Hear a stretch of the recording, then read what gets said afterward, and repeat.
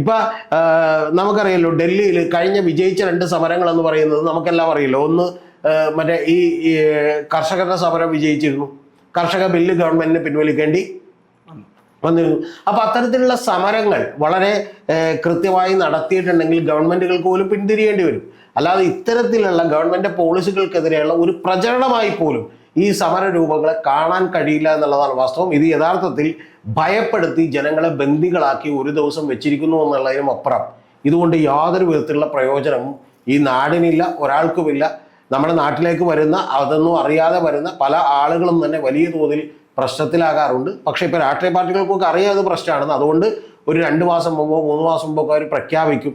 എന്നിട്ട് മുൻകൂട്ടി കാര്യങ്ങൾ തയ്യാറെടുത്തോളാൻ ജനങ്ങളോട് പറയും. നേരത്തെ ഉള്ള പോലെ മിന്നൽ പണിമുടക്കുകളും മിന്നൽ ഹർത്താലും മിന്നൽ ബന്ധമൊന്നും ഇല്ലല്ലോ എന്ന് നമുക്ക് ആശ്വസിക്കാം. പുതിയ ജനതയൊക്കെ ഇപ്പോൾ വലിയ നഗരങ്ങളിലൊന്നും ബാധിക്കുന്നില്ല. ഇപ്പം ബാംഗ്ലൂർ അല്ലെങ്കിൽ ഡൽഹി ഇത്തരം നഗരങ്ങളിലൊന്നും ജനങ്ങൾക്ക് അറിയാൻ പോലും പാടില്ല അവിടെ എന്താണെന്ന്. ഇപ്പം എന്ത്